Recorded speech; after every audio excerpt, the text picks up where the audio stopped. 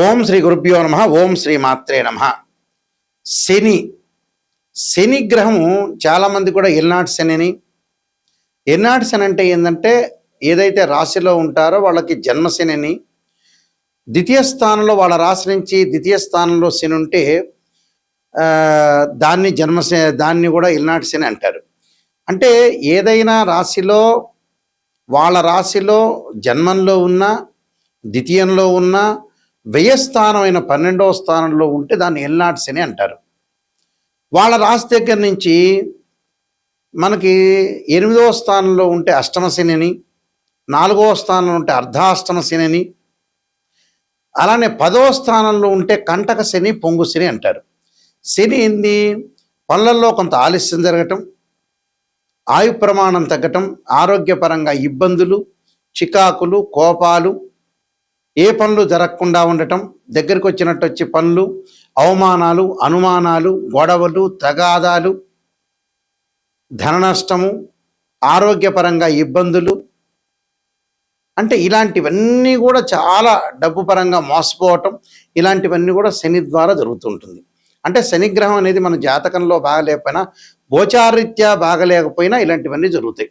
ఇప్పుడు శనిగ్రహము ప్రత్యేకంగా బుధుడి నక్షత్రంలోకి రాబోతుంది. అంటే శని మీనరాశిలో ఉన్నారు.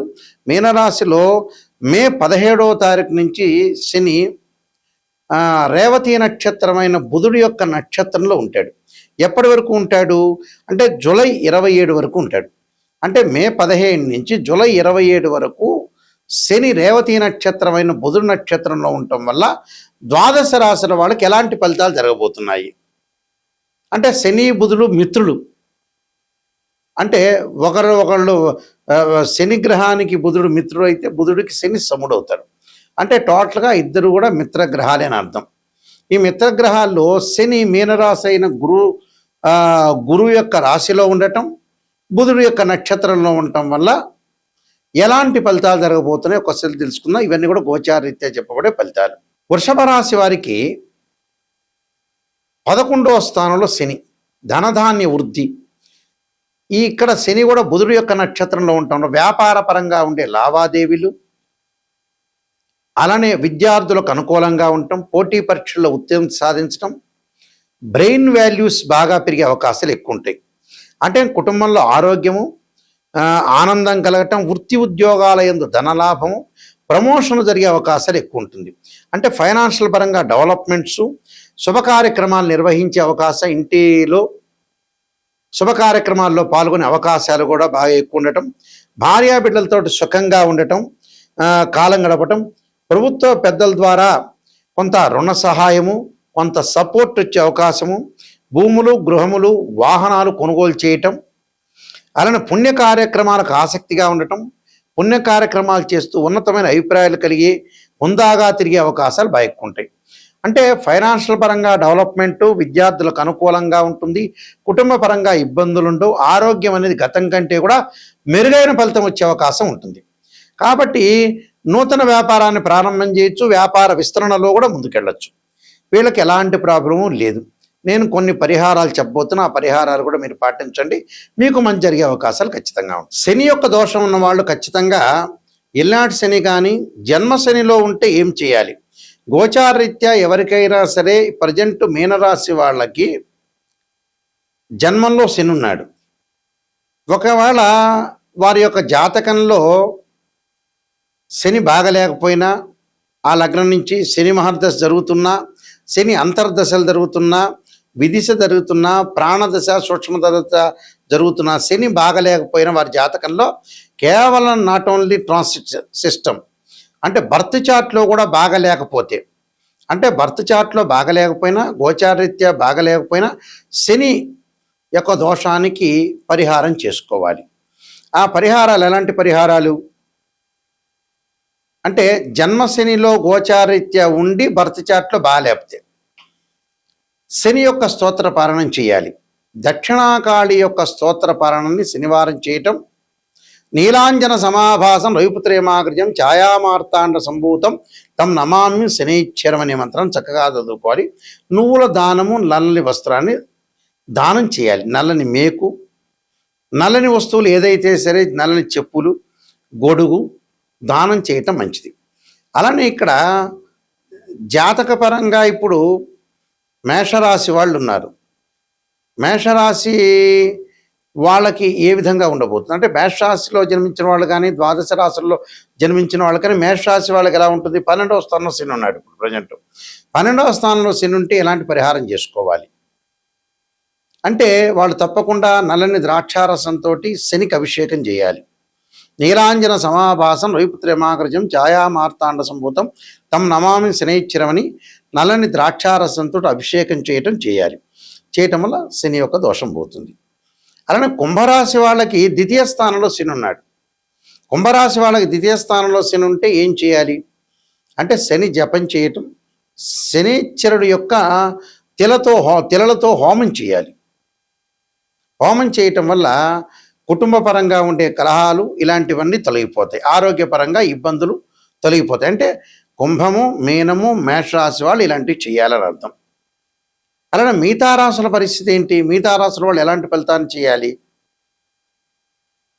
అని అంటే, ఇక్కడ అష్టమ స్థానాన్ని తీసుకుందాం. సింహరాశి వారికి ఏ విధంగా ఉండబోతుంది? సింహరాశి వాళ్ళకి అష్టమ స్థానం శని. వాళ్ళు తప్పకుండా శని జపం చేయటం, శని హోమం చేయటం, దాంతోపాటు నువ్వులతో చేసిన నువ్వులు బెల్లం చేసిన ఉండల్ని తయారు చేసుకుని ప్రధాన అర్చకులకు ఇచ్చి అందరికీ కూడా భక్తులకు వితరణ చేయమని చెప్పాలి. దానివల్ల తొలగిపోతుంది.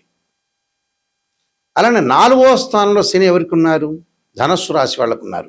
ధనస్సు రాశి వాళ్ళకి చతుర్థ స్థానంలో శని ఉండటం వల్ల వాళ్ళు ఖచ్చితంగా చేయాల్సింది ఏమిటి అని అంటే, నువ్వులు దానం చేయటం, నల్లని వస్త్రము, నల్లని మేకు, నల్లని చెప్పులు, నల్లని గొడుగు దానం చేయాలి. శనికి అభిషేకం చేయాలి. ఎలాగా? నువ్వుల నూనెతోటి, తిలలతోటి అభిషేకం చేయాలి వాళ్ళు చేయాల్సింది. అంటే ఈ చతుర్థ స్థానంలో శని ఉన్నారు కాబట్టి ఈ విధంగా రెమెడీ చేయాలి. అలానే కంటక లేదా పొంగు స్థానం అన్నాము అంటే, వాళ్ళ రాశి దగ్గర నుంచి దశమ స్థానంలో శని ఉంటాం. ఎవరికి ఉంది దశమ స్థానంలో? మిథున రాశి వాళ్ళకు ఉంది. మిథున రాశి వాళ్ళకి దశమ స్థానంలో శని ఉండటం వల్ల వాళ్ళు చేయాల్సింది శనికి పంచామృతాలతోటి, పండ్ల రసంతో, చెరుకు రసంతో, నువ్వుల నూనెతోటి, తిలలతోటి అభిషేకం చేయాలి. వీలైతే హోమం చేసి నల్ల నువ్వులు, నల్ల వస్త్రాన్ని, నల్లని మేకుని, నల్లని గొడుగుని, నల్లని చెప్పులను దానం చేయాలి. అంటే కుంభరాశి వాళ్ళు, మీనరాశి వాళ్ళు, మేషరాశి వాళ్ళు, మిథున రాశి వాళ్ళు, సింహరాశి వాళ్ళు, ధనుస్సు రాశి వాళ్ళు దానం చేయాలి. మిగతా రాశుల వాళ్ళకి ఒకళ్ళ వ్యక్తిగతంగా వాళ్ళ బర్త్ చార్ట్లో జాతకపరంగా దోషం ఉంది అనుకుందాం. అంటే వృషభము, కర్కాటకము, కన్య, తుల, వృశ్చికం తర్వాత వీళ్ళకి మకరము, ఈ రాశుల వాళ్ళు తప్పకుండా శని గోచారరీత్యా కాకపోయినా, వాళ్ళ దోషం లేకపోయినా, బర్త్ చార్ట్లో శని మహర్దశ కలిసి రాకపోయినా, శని అంతర్దశలు, విదిశలు, సూక్ష్మదశలు, ప్రాణదశలు ఉన్న ఈ రాశి వాళ్ళు తప్పకుండా ఆరోగ్యపరంగా ఇబ్బందులు లేకుండా చూసుకోవాలి. శని జపము, శని హోమము, నల్లని ద్రాక్షారసంతో అభిషేకము, నువ్వులతోటి, తిలలతోటి అభిషేకము, అలానే నువ్వులతో చేసిన ఉండలు, బెల్లం కలిపిన ఉండలు తయారు చేసుకుని ప్రధాన అర్చకులకు ఇచ్చి వితరణ చేయమని చెప్పాలి. అలానే ప్రతిరోజు కూడా శనివారం రోజున నీలాంజన సమాభాసం రవిపుత్రమాగ్రజం ఛాయా మార్తాండ సంభూతం తం నమామి శనైశ్చర మంత్రంతో పాటు శనికి అధిదేవతల ప్రత్యదేవత అంతరిక్ష దేవత దక్షిణకాళి స్తోత్రాన్ని పారాయణం చేయాలి. అంటే ఆ పారాయణం చేయటం వల్ల మనకి మంచి జరిగే అవకాశాలు ఎక్కువ ఉంటాయి.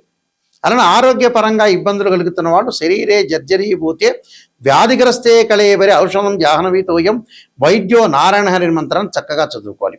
ఈ నియమాలు ఇవి పాటించండి. శనివారం రోజున ఉపవాసం చేయండి. వెంకటేశ్వర స్వామిని ఆరాధన చేయండి. వెంకటేశ్వర స్వామిని బియ్యపిండితో 2 దీపాలు పెట్టి చక్కగా ఆవు నెయ్యి వేయండి. ఆవు నెయ్యి వేసి 2 ఒత్తులు వేసి దీపారాధన చేయండి. దీపారాధన చేయటం వల్ల మనకు మంచి జరిగే అవకాశాలు ఉంటాయి. నేను కాలసర్పయోగము, కాలసర్పయోగ చంద్రిక, రాహుకేతులు, ఛాయాగ్రహాలు, బృహత్ పరిహార సింధు, జాతక చంద్రిక, వివాహ మార్తాండము, స్వప్నశాస్త్ర ఫలదీపిక, పుత్ర గణపతి వ్రతము, సర్వదేవతా గోత్రులు పార్ట్ 1 పార్ట్ 2, అలానే నవగ్రహ దోషాలు పోవటానికి దశమహావిద్యల అమ్మవారి యొక్క పారణము, ప్రొడక్షన్ ఆఫ్ ఆస్ట్రాలజీ, ఇలాంటి నెంబర్ ఆఫ్ ఆస్ట్రాలజీ బుక్స్ రాశాను. ఇవన్నీ కూడా రాజమండ్రి మోహన్ పబ్లికేషన్ దొరుకుతాయి, మా దగ్గర కూడా దొరుకుతాయి. జీవితంలో ఎప్పుడైనా సరే జాతకం తెలుసుకునేటప్పుడు నెగిటివ్ని ఫస్ట్ తెలుసుకోవాలి. నెగిటివ్ని తెలుసుకున్న తర్వాత నెగిటివ్ని మనం పాజిటివ్ చేసుకోవటం ఎలా అనేది ఆలోచన చేసి మనం ముందుకెళ్ళాలి. ఊరికే జాతకం చూపించుకున్నాం, ఏదో మమ్మల్ని పొగిడారా లేదా, మమ్మల్ని బ్రహ్మాండంగా అద్భుతంగా ఈ ఆస్ట్రాలజర్ పొగిడారని ఆలోచన చేయొద్దండి. నెగిటివ్ను తెలుసుకోవాలి. ఫస్ట్ మీలో పొగిడేది అవసరం లేదు, మీరు బాగున్నారంటే బాగున్నారే, కానీ మీ లోపం ఎక్కడుంది, లోపం ఎక్కడ జరుగుతుంది, ఆ లోపాన్ని మనం ఎలా సవరణ చేయాలి, ఏ దశలో బాగుంటుంది, ఏ దశలో అంతర్దశలో బాగుండబోతుందా, అసలు లైఫ్ లాంగ్ బాగుండకపోతుందా అనే దాన్ని బట్టే జాతకం అనేది ఉంటుంది. నెగిటివ్ను మనం తెలుసుకుంటే పాజిటివ్ అవుతుంది. అలానే ఇక్కడ కేవలం రాశిచక్రమే కాదు, సంతానం కలగట్లేదు అంటే ఒక మనిషికి రాశిచక్రాన్ని చూడాలి, భావచక్రాన్ని చూడాలి, సప్తమాంశ చక్రాన్ని చూడాలి. ఒక వృత్తిపరంగా ఇబ్బందులు కలుగుతుంది అని అంటే రాశిచక్రం చూడాలి, దశమాంశ చక్రం చూడాలి, భావచక్రం చూడాలి, దశలో అంతర్దశలు. ఒక అమ్మాయికి కానీ అబ్బాయికి కానీ వివాహం జరగలేదంటే రాశిచక్రము, నవాంశం, భావచక్రం, అలానే మనకి దశలో అంతర్దశలు, ఇవన్నీ కూడా డివిజనబుల్ చార్ట్స్ అంటారు. మ్యాథమెటికల్ క్యాలిక్యులేషన్ వేసి డివిజనబుల్ చార్ట్స్లో మనం చూడాలి. అలానే ద్వాదశ భావాలను అనాలిసిస్ చేయాలి. తనుభావానికి రవేధిపతి, ద్వితీయ భావానికి గురువు, తృతీయ భావానికి కుజుడు, చతుర్థ భావానికి చంద్రుడు, పంచమ భావానికి గురువు, సోదర భావానికి కుజుడు, అలానే ఇక్కడ ఏదైతే సప్తమ భావానికి శుక్రుడు, ఇలాంటి ద్వాదశ భావాలు అంటే ద్వాదశ భావాధిపతులు వేరు, రాశ్యాధిపతులు వేరు, ఆ గడిలో ఉన్న గ్రహము వేరు. భావాధిపతి అంటే ఎప్పుడైనా సరే ఓనర్ అని అర్థం. రాశ్యాధిపతి అంటే బిల్డరు, బిల్డింగ్ కట్టించినవాడు. అలానే ఆ గ్రహం దానిలో ఉందంటే రెంటుగా ఆ వ్యక్తి ఆ గ్రహం ఉన్నట్టు అర్థం. అంటే రెంట్ అంటే ఆ గ్రహం మారిపోతూ ఉంటుంది గోచారరీత్యా. కాబట్టి ఏదైనా బర్త్ చార్ట్కి ట్రాన్సిట్ సిస్టానికి 2 తేడాలు ఉంటాయి. ట్రాన్సిట్ సిస్టమ్ ఇప్పుడు కూడా 20% జాగ్రత్తలు, సూచనలు, ఈ నెలలో ఎలా జారుతుండాలి, ఎప్పుడు ఎలా జారుతుండాలి, సూచనలు, గోచారం. బర్త్ చార్ట్ అంటే ఏమిటి, జీవితంలో ఒక చెట్టుకు వేళ్ళు ఉంటాయి చూసారా, ఆ వేళ్ళు బర్త్ చార్ట్. ఆ వేళ్ల పైన కాండం ఉంటుంది, కాండానికి కొమ్మలు ఉంటాయి, ఆ కొమ్మల దగ్గర ఆకులు ఉంటాయి, ఆకులు అనేవి గోచారం. ఆకులు అంటే ఏంటి, రైన్ సీజన్లో వస్తాయి, వింటర్ సీజన్లో అలానే ఉంటాయి, సమ్మర్ సీజన్లో కిందకి రాలిపోతుంటాయి. అంటే ఎప్పుడైనా మ్యాథమెటికల్ క్యాలిక్యులేషన్ వేసి డివిజనబుల్ చార్ట్ చూసి శని ఎక్కడున్నాడు, శని నీచ స్థానంలో ఉన్నాడా, ఉచ్చ స్థానంలో ఉన్నాడా, ఏ స్థానంలో ఉండబోతున్నాడు, ఏ స్థానంలో మంచిది అనేది మనం చూసుకొని జాతకరీత్యా క్లారిటీగా మనం ఒక డిక్లరేషన్కి రావాలి. జాతకంలో ఇలా ఉండబోతుంది తెలుసుకొని ముందుకెళ్తేనే మీకు మంచి జరుగుతుంది. అందువల్ల www.nayakanti.com కానీ .in కానీ చూడండి.